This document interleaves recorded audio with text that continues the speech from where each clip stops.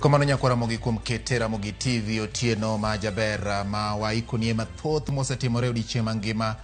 Nyakwara mogi odiochieng' mar 5 dwe mar 8 2025 arwakini machiegni yudo weche manyien mag oimore mana kae mogi TV dakika maromo 60 kama mag weche ma ong'ith ahinya ma owinjo bed ni chiko iti kendo iwinjo kiketo wang'i bende mane wang' jowi mari mar Ramogi TV. Odiochieng' ma kawuono nyakwara mogi bende kaka ing'eyo ni en odiochieng' mar tich ariyo.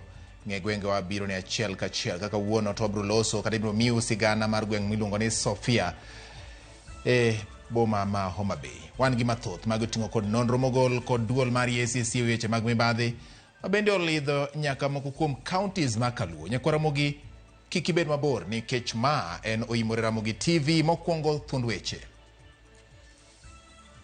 Homa Bay, primarily because of issues of medical attention, is appearing there at an average of 12,381. Nonro mar EACC yango medruok mar asoya mokwako koda ka counties ma Kaluo kabad migao mar obila pod ni nyime e mibadhi. The expectation that we had is that the payments were to the parties of the contract. And therefore, that's why we identified that this payment, we could not see them in the contract that had been signed and the contract given to us. So the first thing is we flag it. Apis jaga budget onyiso luoro wi omenda maromo bilion 11 machudo mare kelo chich e mbui mar eCitizen.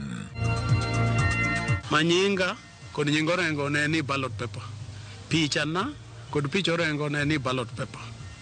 Ayie mana gwetao kawadhi idala kod James Bob Agri Orengo. Jalup gavana ma Siaya William Oduolo ramo ni pod ongiro e tije kendo penjo gimomiyo spika yango ni sani tiyo e lo gavana Orengo.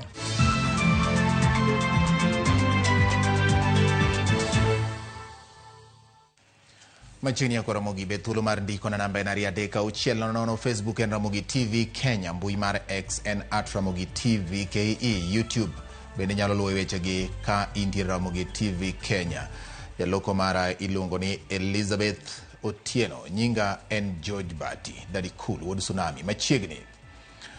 Mana higa chiel nyaka ne jatend piny Kenya, jatend piny Amerika Joe Biden ne puodh Kenya kaka piny ma oyangi ni ok otenore chutho gi riwruok mar NATO ma kelo kanyakla moko kuom pinje ma ogwenyore gi dwaro mag Amerika to koro kwako puotho makamano. Jood bura mag Amerika koro penjo ka Kenya pod ni kod ratiro mar bedo e listi mar pinjego ma iketo e ngadho ma otisi gi dhongere ni NATO ally.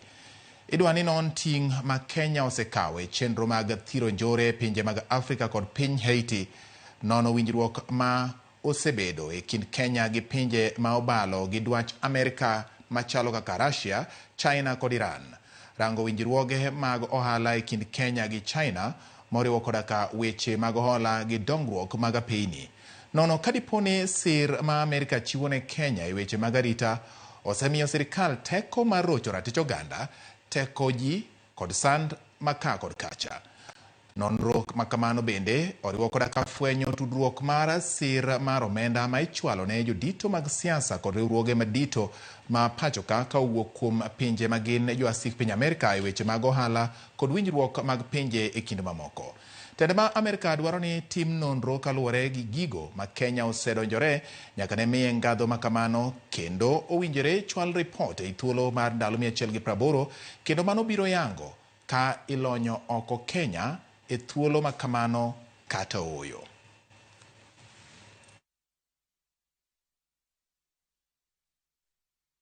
Nyakora mogi kawere kod mago ma oketi Kenya mondo okwongo puodhi ka oluwore kod ngadho mano miye wayudo ni duol makedo kod mibadhi e pachoka EACC oyango ni asoya gi mit belie pod otimo newa e pachoka ka counties ma Kaluo ok owe chien e kinde ma sekta mar obila bende ma pod imenyo ahinya kaka dag mibadhi. Jafwambo marwa Cynthia Onyango lero mathoth e wi chal mar mibadhi kaluwore kod lipot mar EACC. En lipodno mar nonro ma EACC notimo mar higa mokalo mar yango timbe mamono mag asoya, mit bilie kod kit mibadhi mamoko e apise sirikal e kidienje mopogore opogore. Lipodno olero kaka counties kod bede migepe mamoko mag sirikal asoya otimie newa kasani kwan ji machiwo asoya ochopo e 52.1, jokaw asoya ni 41.9, ka timbe mag deo wang' e apise sirikal ni 22.5, tiyo marach kod apise 14.6, deo anyuond ng'ato owuon mong'ere kaka nepotism 11.8, ka tiyo arietha kod omenda jopiny ochung' e 11.7.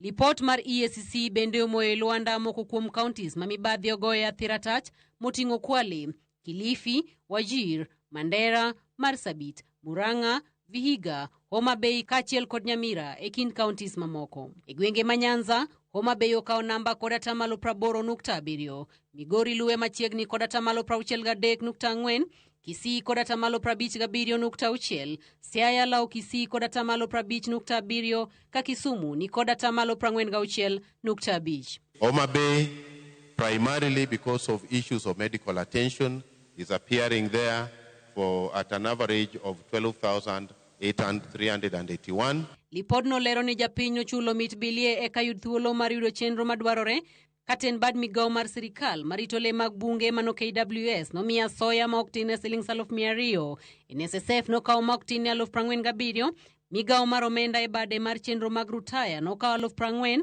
doho nokawo 30,000, okwach kich nokawo 16,000, ka sikunde sekondar mag sirikal kawo mit bilie ma ok tin e 9,000.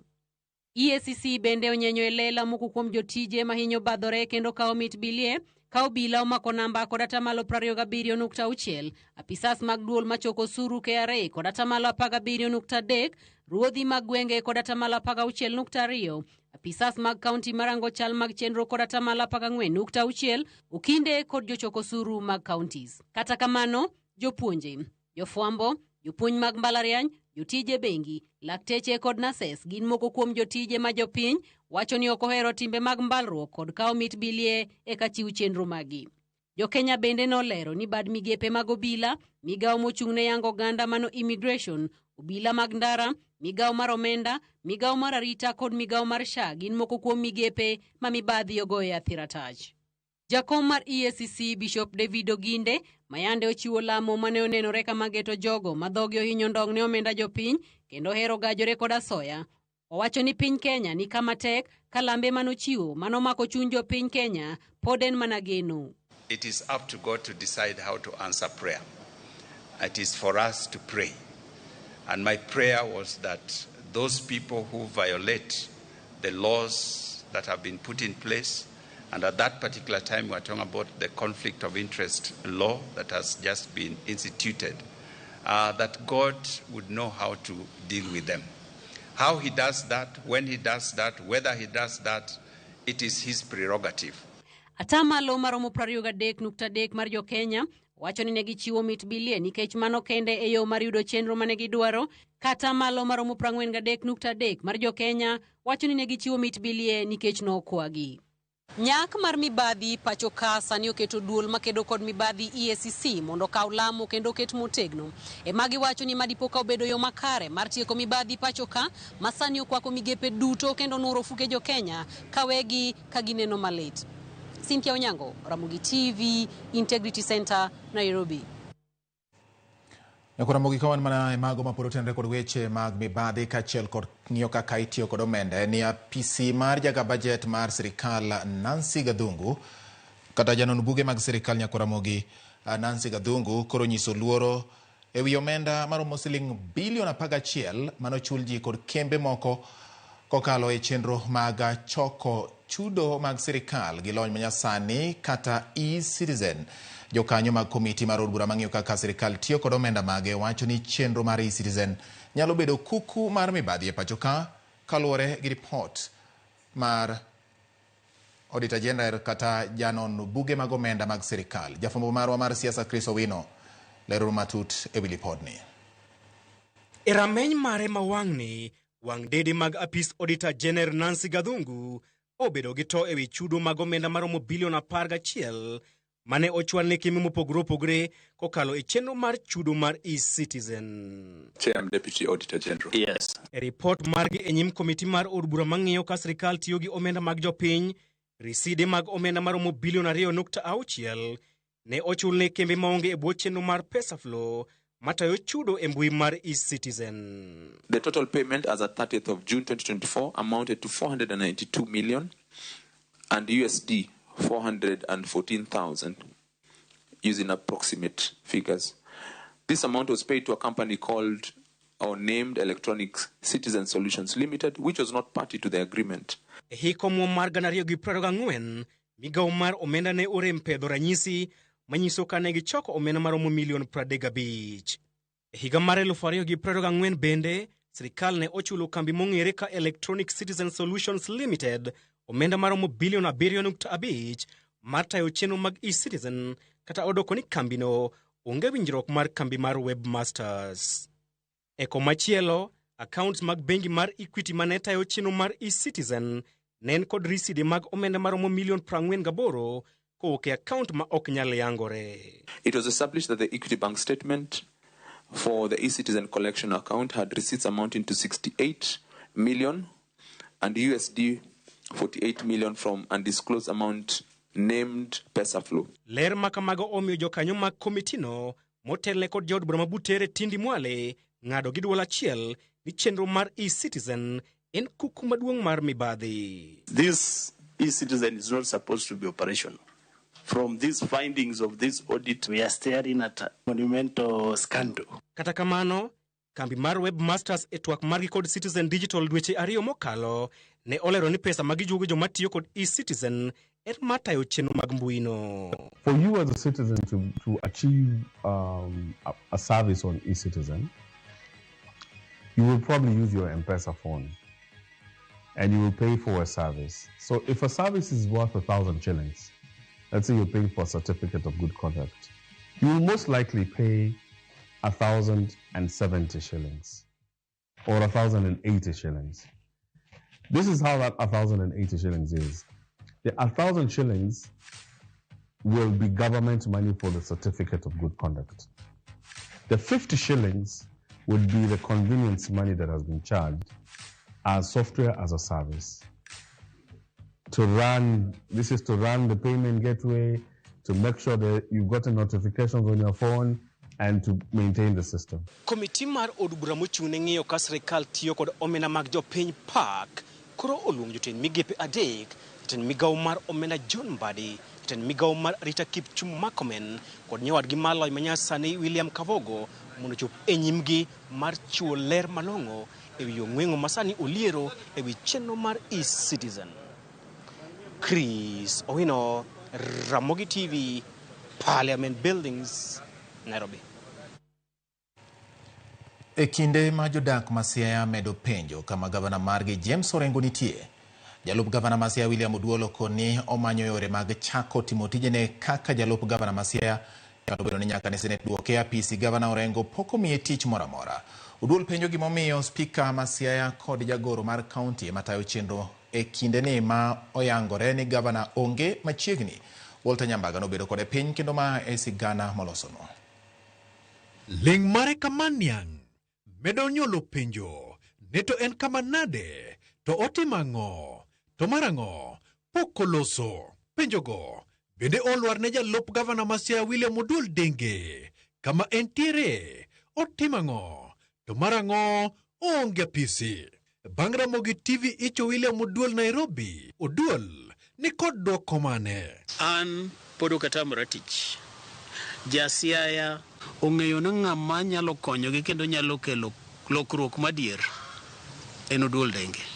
Kech cabinet meeting mondo bedie en ne gavana okonvene, to ka gavana onge to en deputy gavana ema onego bed ni yango bet mar cabinet. Koro ka gavana onge to deputy gavana onge, cabinet ni to koro ng'ano ma handle cabinet ni. Wapenjo Oduol gimomiyo onge apisi kendo okotine jopiny kata odoko ni osara to modo. An kawuok Siaya nyaka ne Senate duoka pok orwaka maber. Mandalo moko ne noketna mana vijana magoge gi dongo morito ofisa makiyiena ni mondo adonj. Mandalo moko adonjo mana kod OCPD, Police, Masiaya kod OCS. Onge mar gavana osekelo penjo mathoth monywando koda ka kopo ni jalupne ne ogweyo tawe yor apanda kose okono tich. An ng'eno yiera gi japiny. Awinjo ka ji mang'eny wacho ni mondo agwe tawo. To gwe tawo no mano ng'at manyap moluoro lweny. To an asendhuno denda ba awinjo nok lit. Kendo pi wang'a chwer ne kech adwa ni mondo atin japiny nikech an achandra, an wuod joringi. Ka gwe tawo to jomibadhe dhi kak Siaya kendo gidhi hinyo ja Siaya kabisa. Oduol okoni obiro mana gweyo tawo. Ka Orengo bende ogweyo tawo. An ok ogwela. An oyiera kod jopiny. Manyinga kod nying Orengo ne ni ballot paper. Pichana kod pich Orengo ne ni ballot paper. Ayie mana gwe tawo ka wadhi e dala kod James Bob Agri Orengo. Oduol kata kamano koni oseloso kod seneta Maseo Buro Ginga kendo odhi chako manyo tudruok e kinde kod gavana Orengo mondo odogi apisi mar tich. Nyocha romo kod seneta marwa Masiaya, Daktari Oburu Dinga. Michael ne wagomba ga goburu maber ma wawacho weche mege Siaya. An gi geno ni Daktari Oburu kod Senate Committee ma Devolution kod Intergovernmental Relations dhi kelo kwe e kinda kod gavana Orengo mondo watin jopiny. Korka spika mar od bura ma Siaya, Jojo Konde, okoni Orengo ni kare kendo ni oko mar Kenya omiyo ng'ato kik tem keto siasa kata par ni fuok moro nitiere apisi mar gavana. Moko penjo kuma gavana nitiere to wachno nwasewacho chien kar kacha ni gavana ma Siaya nosenyiso jotelo ma Siaya, sirkal ma Siaya mar Assembly kod sirkal ma mare ni owuok odhi oko matin e weche ne mameke ma kizungu luongo ni binafsi, weche mameke owuon modhi timo. To kata kamano pod otayo sirkande kaka dwarore. Bedo nonge ofis no komiyo ji ratiro mar fuong'o wach. Walter Nyambaga, Ramogi TV. Ka wang'iyo motenre kod weche mag somo, jatend migawo mar somo Migosi Ogamba okwayo jonyuol kod jopuonjre ma owinjo riwre kod mbalariany mondo hore nyaka tarik 15 mar dweni, kama ibiro yaw mbui mag mbalariany duto mar yango omenda mag kit somo duto ma ichiwo ne mbalariany ma pachoka. Ogamba ma oloso e kinde nyasi mar sidho board mar mbalariany ma Nairobi okoni ei bilion 41 mano migi mar siro somo mag mbalariany gibiro chiwo ne jopuonjre kaka owinjore. Judith Omondi nigi ler. Jopuonjre ma owinjo riwre kod mbalariany chakre juma manyien biro rito nyaka tarik 15 dwe mar 8 mondo mi ketnegi e mbui mag skunde omenda mar somo ma owinjo gichul. Bang' sirikal dwoko piny nengo mar somo kod atamalo 15 nyaka 40. Ma oyanko jatend migawo mar somo Migosi Ogamba mane loso e kinde nyasi mar keto ayanga board manyien mar mbalariany ma Nairobi. So recently we had to take a step of reducing the fees of the universities as from between 15% and 40% effective end of this month in September when the schools open, but the portal will open on 15th of August so that students can have access to what figures in whatever program that they have that they are going to be studying. Ogamba bende oyango ni kata bedni nigi koni omenda ma oromo onge mar siro jopuonjre madonjo e mbalariany e hiko omenda ni omenda ma ochwali e sekta no omedore kendo bang' jopuonjre go donjo e kunde tiegruok ibiro chwalo rem ne od bura mondo medgi pesa. The 2024-25 financial year, HELB received 36 billion in loans to support the students. 25-26, it has received 41 billion. Is that an increment or a reduction? It is an increment, but the increment may not be sufficient to cover all the students. So once the math is done and everybody is in and we've analyzed and we've rationalized the figures, including the reduction of the fees, the fee program costs, we will see what other shortfall is there. Then we will persuade Parliament, we will persuade Treasury and a supplementary 1 or supplementary 2 to get more resources to be able to cover the students. Migawo ni osingo tieko chuth ng'ur ma osebedo mag jopuonj mag mbalariany kendo Ogamba osingo ni gidhi chopo e winjruok kod riwruok mar UASU kapok oyaw mbalariany ma pachoka dwe mar 9. When we came in, there were issues of the CBAs that had not been signed. 2 cycles, 3 cycles, internal and external. We managed to sort out the external one, and right now they are negotiating for the 25-29 CBA cycle. So that negotiation is going on, and we've had a good relationship with them. We've discussed and said, let us deal with because it is early, it's not at the end of the cycle, it is possible to resolve whatever issue that is pending, so that by the time we are reaching maybe the end of the year, it will be resolved. So, and kopogore kod mbaka mar jopuonjre mariwore kod mbalariany higani, jopuonjre mamoko bende oseoro omendagi mag somo e mbalariany, ka moko osechako yudo omenda mar chiemo kod dak e bengi maggi. Judith Omondi, Ramogi TV.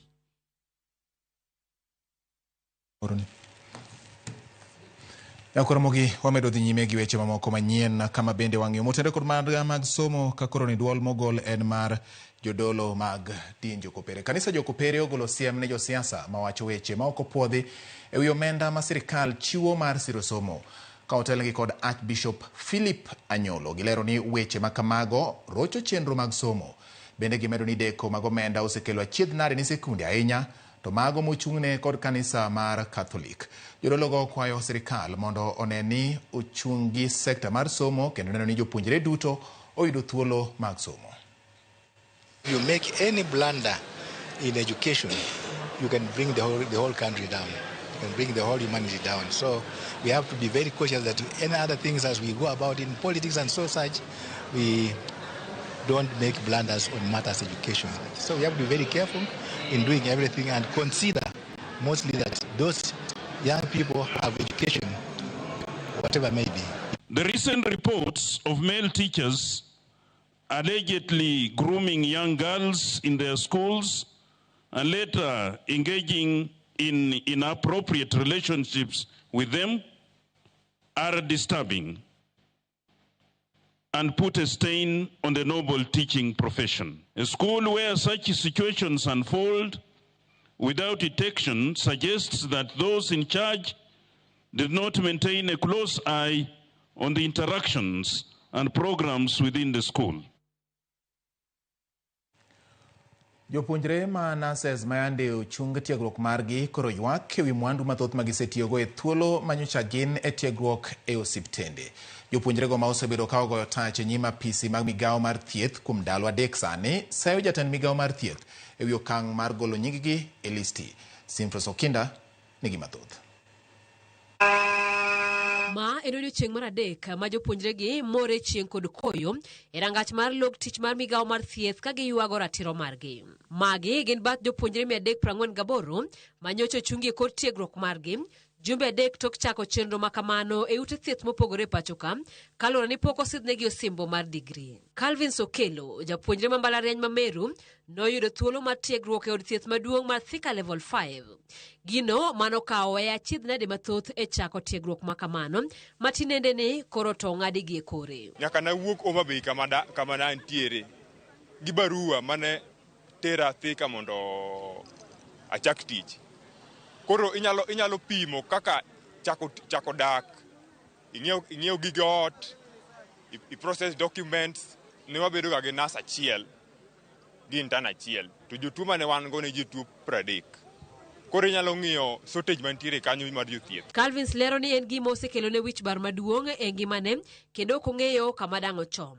En pesa mang'eny madhi ma 100,000 king'iyo. En lal kendo king'iyo kata mana sani ngima mar paro lokore kech sani kata mana chiemo ok chamre. Mano bende chal mar jowetegi mamoko mawacho ni gitiyo kod omenda matara e chako tiegruok makamano kaka omenda ma dwe ka dwe manyocha odong' mana juma achiel to ichulogi olal mero. It costed like over 10,000 to buy uniform. You have not gone to the lawyer to sign your papers to say that they are copies, that they are certified copies. You have not gone to the medics to get your, like the process was so expensive. You've come to Nairobi, you're paying rent. Rent in Nairobi is not that cheap. So whatever you can afford in Nairobi, a bedsitter is maybe 10,000. So esabu 10,000 for rent and deposit. We have not included the fare that we have spent for those 3 weeks that we have worked. Pogruok maduong' ma mienje kind jopuonjregi kod migawo mar thieth en ewi poni ng'ato nyaka sidhne osimbo mar digri koso kata ng'ama osetieko kos mare oyiene dhi e tiegruok. Kata kamano, paro mar chik nitie mageto yango kenge mag puodho japuonjre madonjo e tiegruok mag kembe kata internship. Mano the Public Service Internship Bill 2022. We were approved and awarded degrees by our university senates. So upon awardment of the degree, our names are normally submitted to the Nursing Council of Kenya, a statutory mandated for training, regulation and licensure. It is the body that normally verifies before bringing the name to the Ministry of Health. The NCK did its work. All students who are due for internship, who have completed studies, both who have graduated and those who have not undergone the graduation ceremony, all the names were sent to the Ministry of Health. Nyaka sani, migao mar thieth osechungo interns 348 mane ochako tiegruok margi e chakruok mar dwe mar 7 higani. Simfros Okinda, Ramogi TV. Erokamano nyakwara Ramogi kuom medo kete Ramogi TV. Dakika en 26 mosekalo bang' saa 3 mar otieno. Wakawo yo marwa mokwongo weche manyien mago imore tinde ni aneno ka imedo ndikna ka kod yawa mopogore opogore kendo amor ahinya ni kama intieno in bende imedo miya pachi kaka weche manyien molo ni achiel kachiel e Ramogi TV. En gi puoch gi pak ne George wacho ne an Bernard nyomi wuoda wendo wawinji maber ahinya gin kod Devina nyomi erokamano ahinya oimore nya George Bati ma dino ba umoja kata nyakwara Nyairo Sikalame mar game got ge Ramogi ler kendo weche manyien chopo no makare auki di boka ntiere Ulanda bende wacho ni asoya to ngeny kamora amora e Kenya ka gima wanyalo timo ema onge lakini otek wacho ni amos ne min ben kantiere malonga erokamano in bende kumkete Ramogi TV kiwacho ni asoya otimo newa erokamano nyama kaluga japenga chiel ma bom center kono nene onena yo makare ene dala kanyo kata kamano an kodi nyaka giko erokamano in bende kuom medo kete e Ramogi TV. Neno ka maka alugo chakudugo ka endi kod ote machielo paro ni achiel is just enough wanyalo wacho kamano gi dhongere ni kise already chiel kamano to koro ichunga gi chien kacha ting'iyo kaka weche chalo. Aneno ka bende joma medo nyisani gineno wakayo makare e weche manyien mago imore tinende ne imore Ramogi TV. Mano jaduong James Ngoya mar Nyadenda Lambwe wacho ni mano Homa Bay County kocha wacho ni Bati antiere kodi kendo anene yo makare amora inya gi weche manyien mago imore. Jo Kenya koro omed keto kenge mag neno ni odwok masoya piny nikech gin gik manyalo thiro dongruok ahinya to yama bende matindo masamoro pod menyo koro keto kenge kowuok kuom jopiny giwegi mondo kigiyie gi chiw kata gikawa soya mondo Kenya obed makare. Gin kod Agnes Ngoya mano dani ka bende nitiere gwenge mag Nyadenda Lambwe kocha. T Omondi nitiere Eldoret en bende oneno ayo makare kendo mora nyagi weche manyien mago imore Ramogi TV. Aya nyakwar nyapi kanire gwenge mag kadongo kocha Misani Bati amora nya kod weche manyien mago imore otieno ma kawuono. Weche manyien mago imore miwa ng'eyo gik matimore kendo ma osetucho e Kenya ma tinende ni kopogore kod mano bende nyakwar Ramogi aneno kama kamu manuda sere ugunja Misani Bati amora inya musna Dr. PS Raymond Omolo kamora mora ma entie mano chief guest mare birthday 22nd August dueni chendo mar birthday pod ni mbele kaka no owachi kendo wacho ni mano e kaka obiro sudo bende kaka odhi timore kendo wacho ni kik ng'ato parni obare erokamano ahinya kuom kete e Ramogi TV bende makamu mano director mar broad based government wacho ni en Western Kenya region and diaspora sendalo gincha no derwae mana e od thieth kakoro oriedende ne 2027 kaka broad based biro sudo waka uyo gi kanya kwa Ramogi kadugo pod wan gi mamoko mathoth kioro na ote mari kikidhi mabor pod abiro bedo gi thuolo machielo mar ledho gi kendo ma en oimore e Ramogi TV odugo bang' thuolo machuok.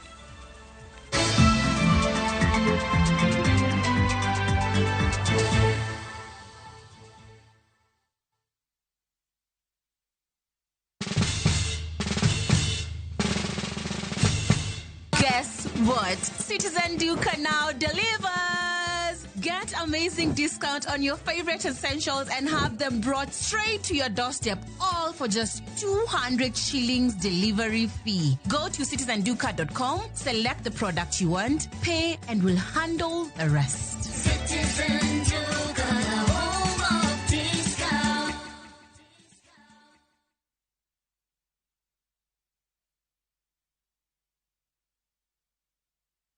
Saa zingine mambo kupata bila plan. Gas ndio imeisha, landlord akuache upumue, mtoto ni mgonjwa na bado ni mid-month. Usijibox kwa noma. Piga *531# and sort your emergencies with my Mobi Civil Servant loan, iwe usiku au mchana. Kama wewe ni civil servant, sasa uko sorted.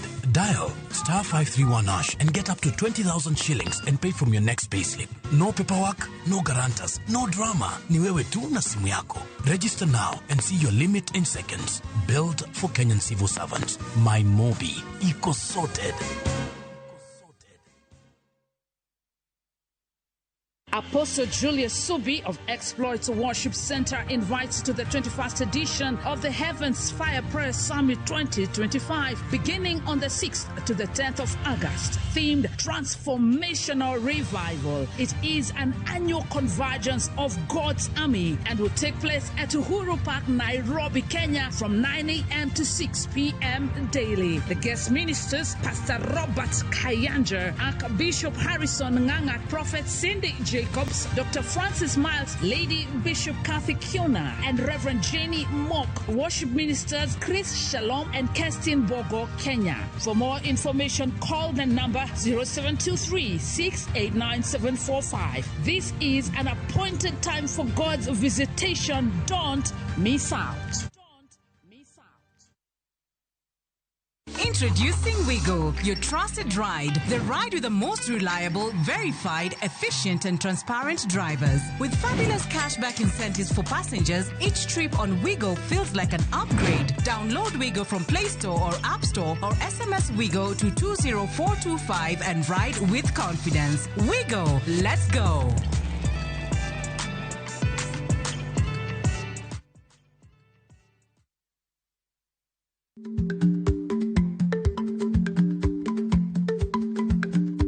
Ich lach nonego okal tako.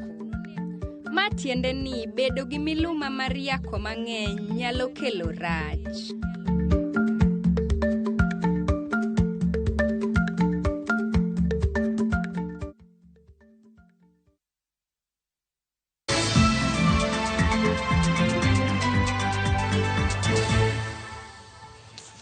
Machiegni kendo nyakoromogi kawadhi nyime bang' wuok e yweyo. Jatend piny William Ruto owalo Duncan Ojwang kaka jakom duolo ma ochung' ne rango ratich oganda e pacho ka KHRC. Nying Ojwang koro ochwal ne komiti ma ochung' ne ratiro kod chike mabiro dayo dhoge poni opuodhe gi duolno. Ojwang biro kawo kar jakom machon Rosin Odede manowito ngimane dwe mar achiel higani.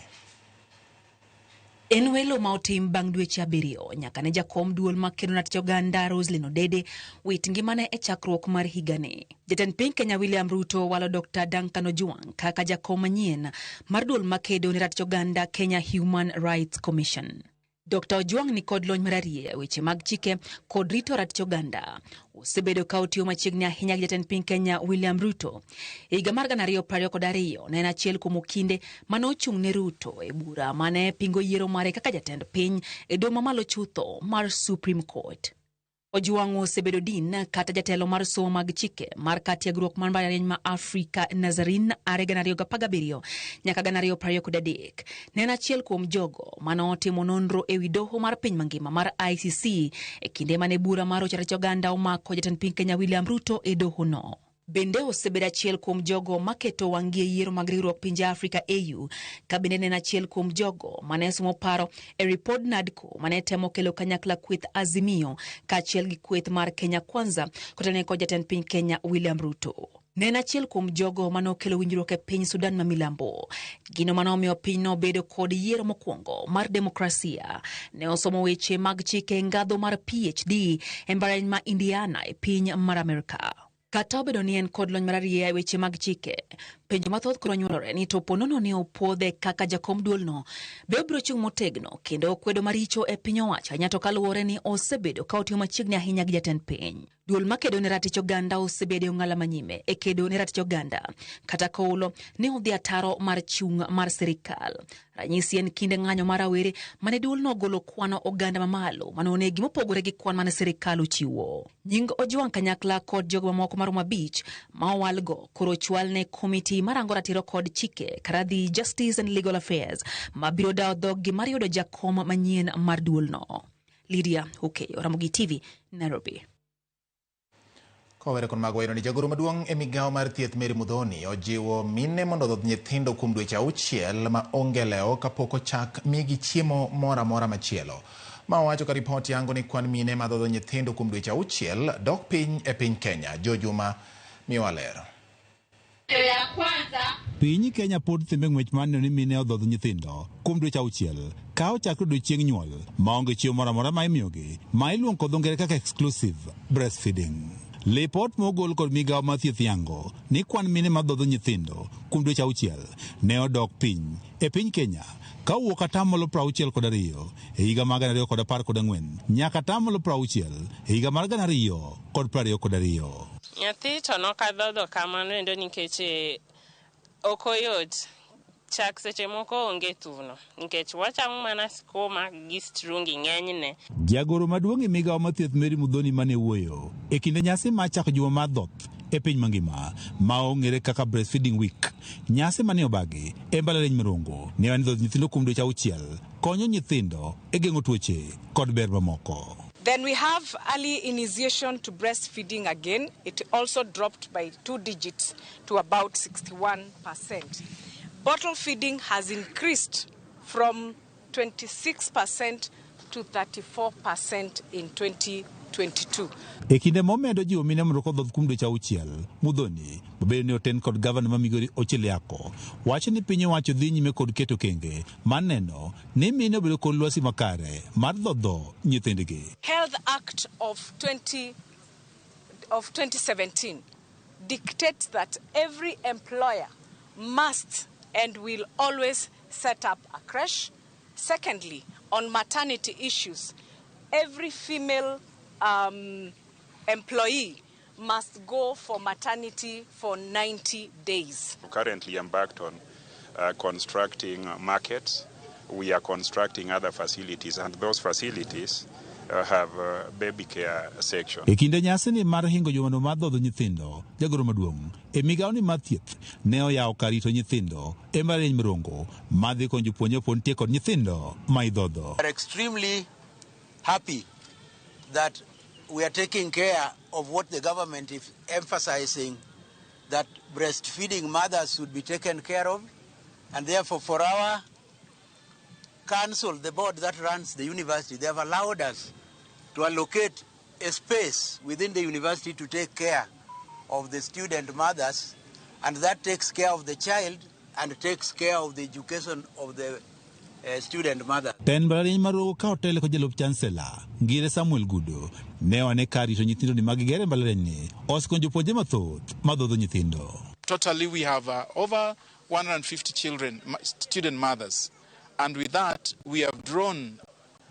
over the last semesters that have gone, we have attracted about 50 to 55 children coming to the center. Moko jopuonjre madhodho nyithindo matiyo kod kar nyithindo ni wacho ni yande gintie kod pek nikech yande chuno nyaka koro gidog kuondego ma gidake e kinde ma somo dhi nyime mondo gidhodh nyithindo. Ikelo nyathi gokinyi gimoro saa 2, ikele ka en nyathi madhoth, ikele kisedhodhe gi chiembe moro matin mang'o nyalo chamo choro godo odiochieng' nyaka ang' saa mibiro. Nilikuwa nawacha mtoto na rafiki yangu kwa nyumba, naenda class for 2 hours but namwachia chakula. Jopuonjre makelo nyithinde kar rito nyithindo ni chulo Sh50 kuom odiochieng' kodiochieng'. So the need of actually trying to contribute a little in terms of 50 shillings per day, which they are able to pay. Nyaka sani mana maromo atamalo 60 mag mine madhodho e kaunti ma Migori ema dhodho nyithindo kuom dweche 6 kaka dwarore. George Juma, Ramogi TV, Migori. En mor ne jolupo kod joan rech e dho wath ma Kichinjio e kaunti ma Kisumu bang' ten kaunti ma Kisumu kod sirikal mamalo chopo kare singo margi mar gero dho wadhno kendo miyo jolupo yiedhi 5 molos e lony manyasani midendo ni fiberglass boats. Gavana ma Kisumu Anyang' Nyong'o koriwore kod jata chenro mag Kenya Shipyard Limited ka wuoyo e kinde yawa yanga dho wadhno olero ni chiwo sir ma kamano ne jolupo en gima dhi bero ngimagi kod jiwo yuto margi. Jolupo gi joan rech bende opoyo okang' ma kamano kata kamano pod gin kod ywak ewi chal marach mar apaya mochomo dho wadhno.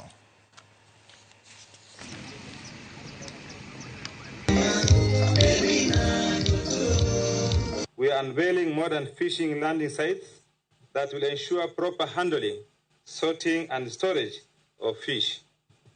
These facilities will reduce post-harvest losses, improve hygiene standards and unlock better prices in the market.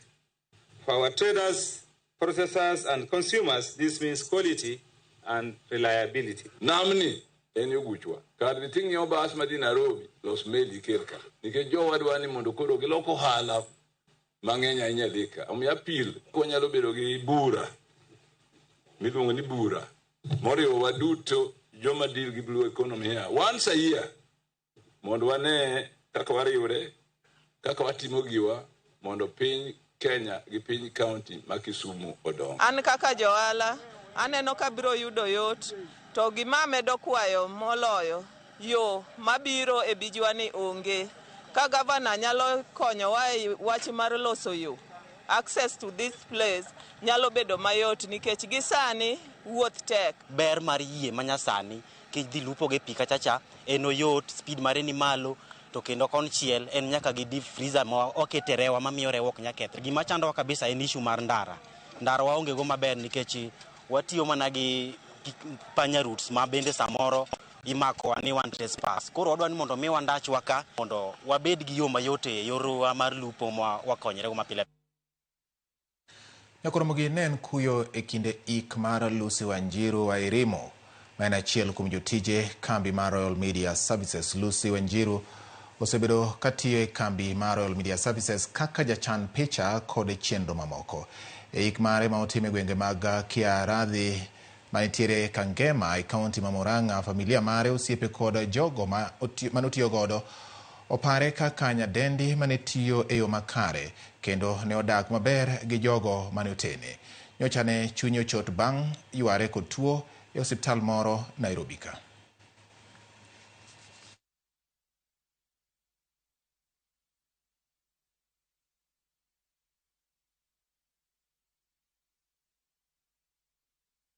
She wasn't just the first among us by birth order. She was the first to read, the first to inspire, and the first to show us what it meant to walk through life with purpose, love and joy. Kuwe na shida, kusiwe na shida, awe na uchungu, asiwe na uchungu, nyakati zote alikuwa na tabasamu usoni. Every other time tukumbuke, just smile. Hata kama kuna shida, just smile. I'm sure mnashindwa nani amebaki kwa stesheni. That is the power of Lucy. Kama kuna mtu alikuwa amependwa ni Lucy. Najua mmeshangaa Purity how many friends Lucy had. She was a powerful lady. Lucy faced her illness with remarkable grace and courage. Despite the pain, she remained alive, smiling through the struggle and holding on her faith. Everybody you see here and others have supported Lucy with all their hearts. Is that true, Tim? Everybody rose up to support Lucy.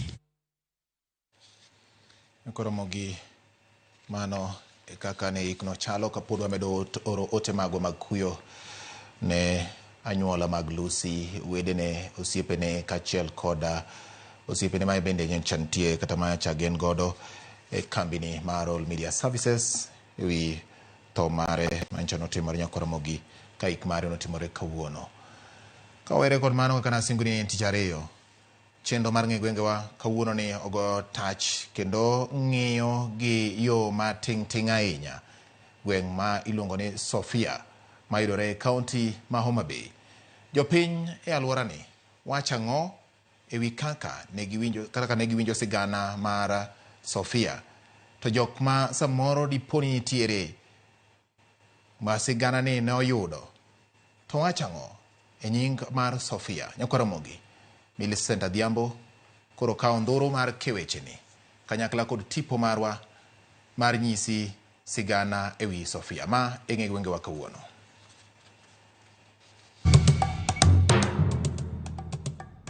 Nyakoromogi machiegni kendo e tielo machielo e chenoni mar ng'e gwengewa.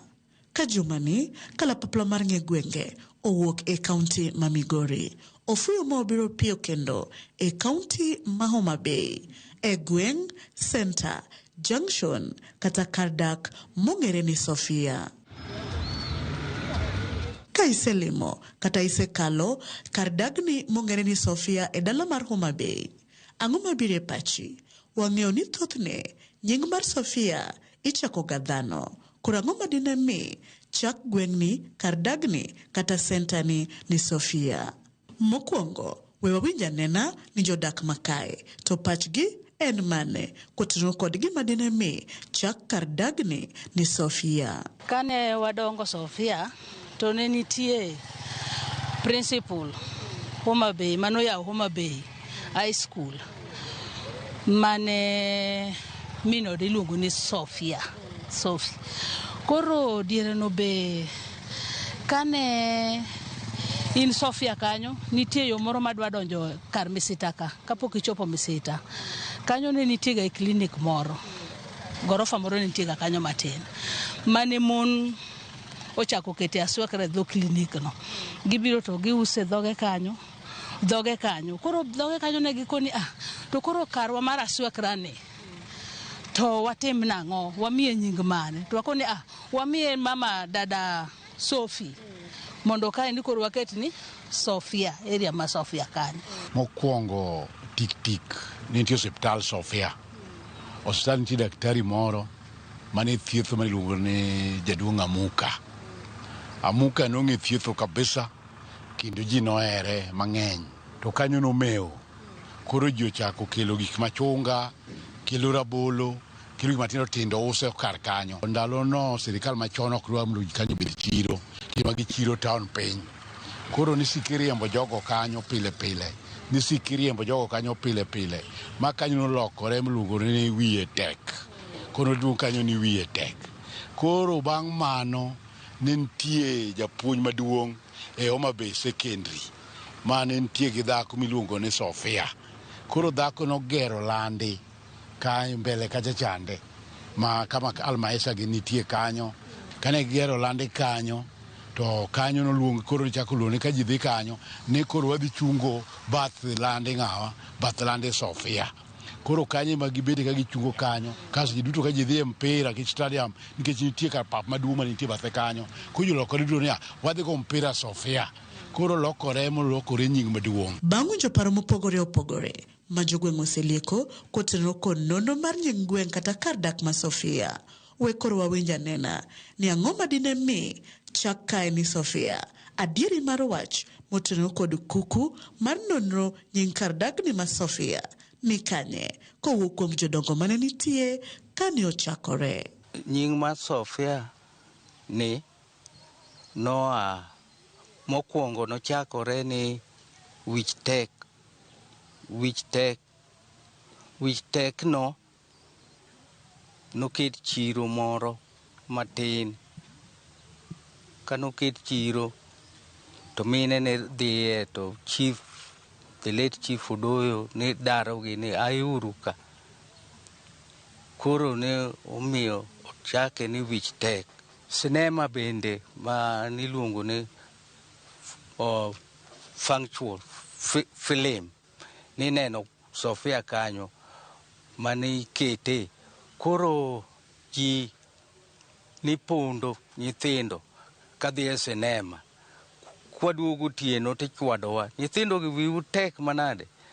Ma wakweru ni we udhi e sinema to udhi gi thuon. Mano kuka Sofia nochakore at the beginning. Then after that, bang' mano, nitie principal mar Homa Bay High School niluongo ni James Maura no ja Ugenya. To ne en gi jaode beni puonjo Homa Bay primary school niluongo ni Sofia. Koro nokao pesa matin manoyudo, manigiyudo, gigero golandi Sofia kacha, opposite Sofia SDA Church. Panoting'o dhoudi 4 manogero. Kanosegero, koro nying Sofia dwa meu moingo wich tekcha. Koro meu to pi beni onge Homa Bay ka. Kato yua pi o estate ne maji tuomo. Koro ji ng'iewo maji a kuonde maboyo boyo kadhi ng'iewo pi. Koro ji wuok ne wadhi ng'iewo pi Sofia. Mano momiyo nying Sofia omeu sani. Kendo ne en state maduong' within Homa Bay ka. To Sofia, humbe landore kod weche kata timbe mage. En slum mar ariyo maduong' mogik ma ji odake kamongore, ma ji odake mang'eny kabisa. Mar ariyo en yo maduong' ma donje town kendo wuok oko ma town. Kochimo kuonde kaka Rongo, to chimo Karodi, to chimo Mbita, nyaka ni ng'ad Sofia. Koro chalo junction mane ji donjogo yo Homa Bay town. Stadium ma sani bende momiyo ng'ere ahinya. Kechu o tuke te kata ma Nairobi igoyo o gine stadium kae miluongo ni Raila Odinga stadium omi nying manyien. To bende nyaka ne Sofia chakre kaka kar dak osenyuolo dongruoge e ngima jogo modak e iye ka. Gedo kendo ber. Kendo wagoyo erokamano ne sana gavana marwa Gladys Wanga. Wagone erokamano maduong' nikech omiyo sani kata un mane ubiro neno kandechni oyawnwa nyaka kuonde mane kikalo kar ng'ato to ng'isi ni kadhe ploda to kare kanyo kare ne ndara. Koro miyo yawnwa ndara masani kamoro amora kaminyalo dhiye onge ng'ama dinoni. Mine ne chandore ne stima sani otieno wan waloko nyaka kata saa 5 otieno ma ng'ama ohere madhiye ode. Tiskulu solidarity piny Sofia kanyo. Ko solidarity ni emano lokore to koro dhi ounga to loso Homa Bay primary nikech Sofia. Kendo kanye modogo ounga to loso Aronda primary. Kanye mounga Sofia to loso Rabuma sa primary. Kanye modogo ungore to loso Pedo primary. Koro magi skunde moluoro aloko mar Sofia murito jok modak Sofia. Kendo sani wan gi Pedo dispensary bendo nyuolore manyalo konyo Sofia gi Sauriako.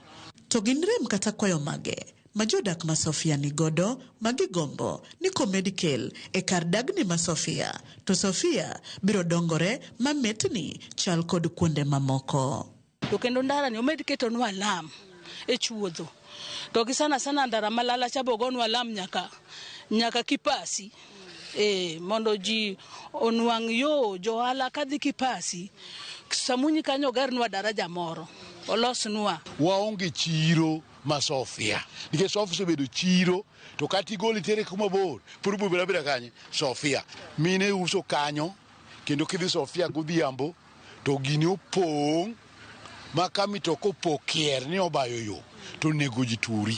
Kopo ni inyalo ger ka inyalo identify kama inyalo ger chiro to wanyalo bedo maber. Mano shida maduong' ma Sofia nigo. The population ma Sofia osebedo malo kabisa moingo kaka chon. Koro pi wakwayo ni unego miwa pi mang'eny kech pipe moketi gin pipe matindo inji 4 to kane ber tunokenwa pipe madongo masavonwa pi throughout the whole day. Nyakwaramogi mana kamano gikanye mwachopo godo e giko matilo makawuono e chenoni mar ng'e gwengewa. Ang'eyo ni ka isebedo ka ipenjori ni ang'o madino miyo chak kar dagni ni Sofia. To sani koro in kod ng'eyo e wi nono mar nying kar dak ma Sofia. Erokamano kuom bedo kodwa. Oriti masane warom kendo juma manyien. Nyinga Millicent Adhiambo kata kihero inyaluonga ni Nyaboma.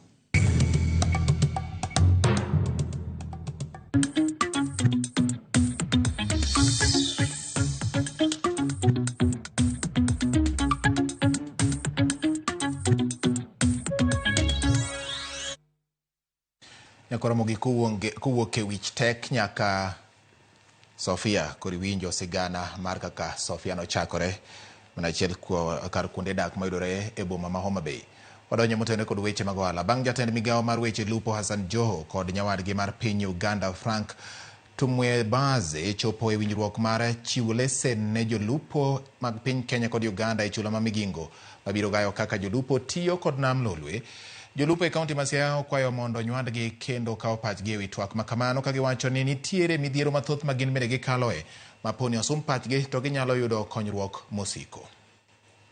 Gima duong' madak kwa minisa marwa ma Kenya ni wuoth romo materogi Uganda kata ka romo materogi Kenya gikaw jolupo mag BMUs gi moko achiel giketie parono mondo nyisgi kit kiluwa ma onego bed ni bete nam. Wanjo Kenya wan gi kiluwa maricho kochakre matin mogik nyaka madongo mogik. To Uganda to keto chik ni nitiere magidwa nolo. Koro miyo kata kapod ji dhi bet piny ni ji dhi wuoyo. To ka ji ok owinjore ni kiluwa mane minyalo lu to mae monego gol to mokawo pach jonam gi jokombe moko modhi wacho ni mae onego we to pod gima dhi tim onge. Wawinjo marach sana. Chon ne rech ber, rech manyalo uso 200 sana uso 100. Koro ohala rach kaka nyalo dok e ot manyalo chiemo onge. Wakwayo niya, nenwa uru kaka dwa yud pesa. Pesa ni odhi kanye mon go uwi. Wamero suru nyakoro mogi gi weche mamoko. Limbe mar dhialo higni 18 mar M-Pesa ne odhi nyime boma ma Nairobi kama apisas mag Safaricom kod jolendo mag Royal Media Services ne yudo thuolo mar lalruok gi johera magi kod mag Safaricom. Jafwambo marwa Joyce Olo nigi ler. Wuoth mar M-Pesa sokoni pod dhi nyime gi yudo rweko makare kind oganda ma pacho ka kama ne giyudo thuolo mar romo gi jolendo mag Royal Media Services e nyasi mar sidho higni 18 mar M-Pesa pacho ka. We are educating our customers, our merchants, our M-Pesa agents on things to do with fraud, data privacy, and over and above that also educating them of different products from Safaricom. E gwenge ma Kiambu, Banana, Witethie kod Ruiru, jok matiyo gi Safaricom no yudo mich kendo jofwambo nyaka londo mar Radio Citizen kod Inoro FM noriwore kodgi e jiwo gi e yore mag tiyo kod M-Pesa e kungo omenda e simu. M-Pesa zimebadilisha maisha. Tumetoka mbali, si ndio? Kendo jofwambo nyaka londo mar Radio Citizen kod Inoro FM noriwore kodgi e jiwo gi e yore mag tiyo kod M-Pesa e kungo omenda e simu. Nimefurahia kwa Safaricom kwa kukuja Banana kwa sababu tumepata ujumbe ambao tumefurahia sana. Sasa kama mimi nimechukua pochi la biashara kwa sababu watu wanafanya reverse. E yorgo yo ne jogo matiyo gi Safaricom erokamano, kambino pango wuodhe mopogore pachoka ka e mbalariany mar Strathmore.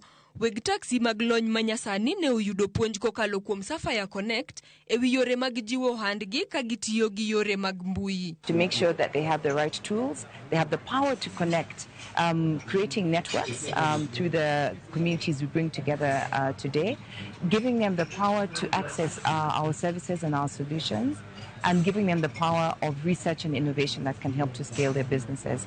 Imenisaidia sana because now I will be able to make more money, and then I will be able to track where I'm going wrong with the finances. Odiochieng' makiny wuoth ma M-Pesa sokoni biro chopo Mlolongo, Kitengela, Isinya kod Kajiado ka gimedo sidho higni 18 mar M-Pesa pachoka. Joyce Olo, Ramogi TV.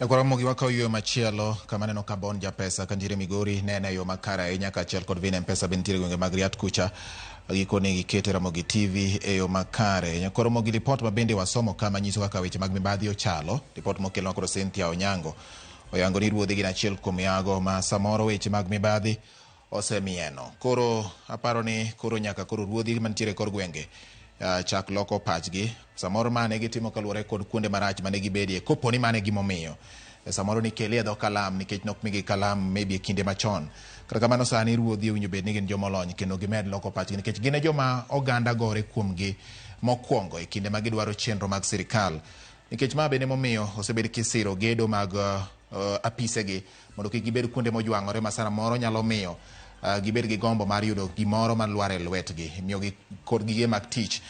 Bosir ma bende osebed king'iyo ahinya gi sirikal mamalo, ma bende Raymond Omolo osebedo kang'iyo ahinya gedo mag ute mag ruodhi kaachiel kod jolupgi, maneno ni gibede e lwasi makare mondo gichwal tich e yo makare ne jopiny. Koro miyo kowinjo bed ni sani ruodhi pod donjore e weche mag kawo asoya, nikech koro imedo migi sir e yo mongirore ahinya.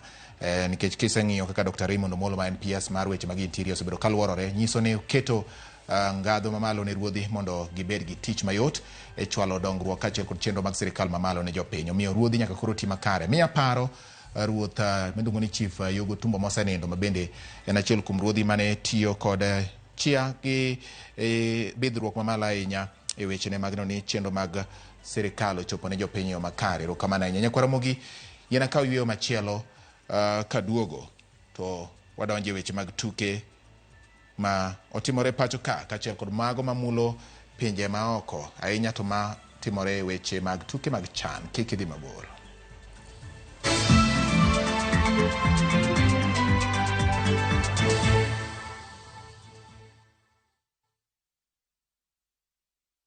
The August School